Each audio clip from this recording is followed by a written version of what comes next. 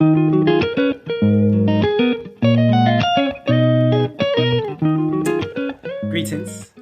Nat and I, the lyrical alchemist here, one whole of the power couple. Today I just want to do an interview with my other whole, Stella B, and talk about the amazing work that she's been doing lately over the past 8-9 months. Consistently been doing this amazing work, and she's a multidisciplinary artist in its truest form, and you're going to enjoy this interview as well, because we drop gems. Okay, so welcome to our home gallery. This is Stella B, my other whole, the whole that forms the power couple. And yeah, we're inviting you to our home gallery, home workshop. This is where the magic happens.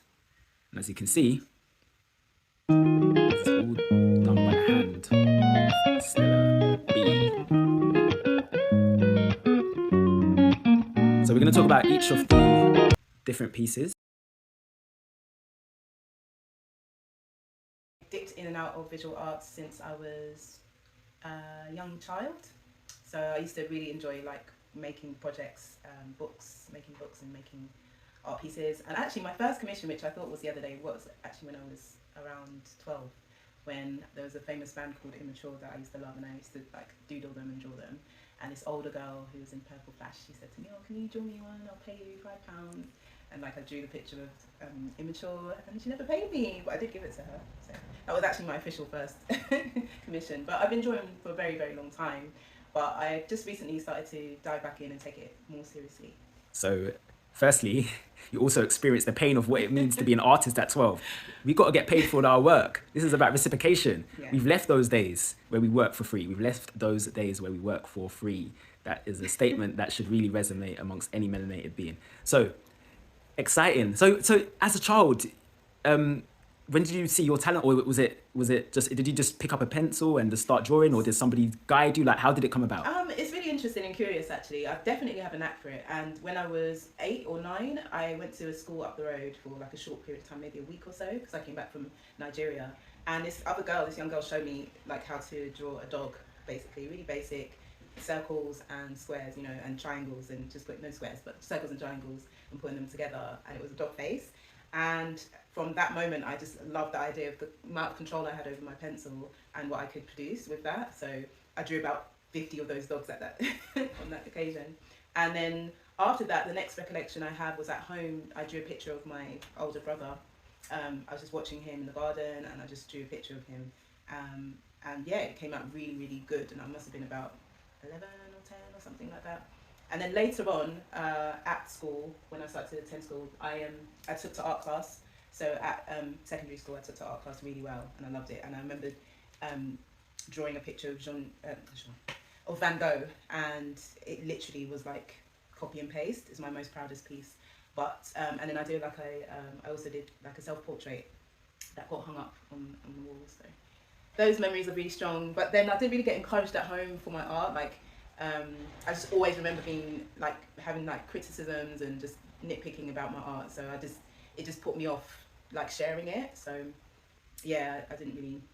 I've been doodling, and I draw. I draw a lot. I do drawings, and I've got loads of sketches and stuff like that, and attempts. This is the first time I've really taken it seriously and thought, you know what, let me actually dive into what my hands want to create. Yeah, beautifully said. And yes, it goes to show your talent is to be expressed in this world, no matter what. It's putting rock over water. The water's just gonna get by it anyway. It's gonna find a way. Might even start carving through. And that's what's happening for you right now.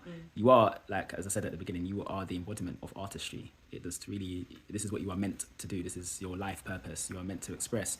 And we was reasoning with an art dealer before, and he was saying that basically when we were telling him about this project that we're doing, which we're going to talk about, he was saying that this is years of commitment as well, in reference to us two, and the commitment is to our people. There's a purpose for this. You're not just an artist that just expresses for personal self, not for this is my own expression for me. This is a higher cause.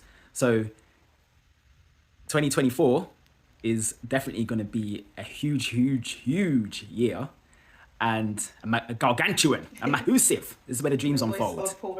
This is where the dreams unfold. Yes. And yeah, This is what's happened. This is literally what has happened. So let's talk about it. Revolutionary minds. Revolutionary minds. So revolutionary minds is a concept dreamt up by Nate the lyricist. Big up, Nate. And it's to just honor the great revolutionary minds who have inspired many, many people by just living authentically and being true to themselves, speaking from the heart and speaking for the masses of people, black people, African people at that. So we started doing this project, and then birthed out of that, I just picked up my my artistic pen and started to draw these revolutionary minds that we have covered in our poetry. So we researched these people for a month or so, and then we perform at Auntie G's African Cultural Market, the spoken word that comes out from our research. So I was so deeply moved by a lot of their stories that it just led me to want to depict them on paper. I'm using black paper, and it is symbolic of, you know, us as black people. That's where that colour is significant to me. I think it's very important that we pop, even more so, I believe, on the black canvas. The white canvas is cool, and obviously, you know, you can do a lot of that, but for me, I'm just really diving into the whole idea of these revolutionary minds popping on black canvas, and use of like silver and golds and metallic, to just show that they are kind of in chrome, and they are partly mineral, like, even though they are long gone, some of these people, not as artistical obviously, they're forever going to be cemented in and imprinted upon our lives in the future and for generations to come, and that's what these things, these art pieces represent.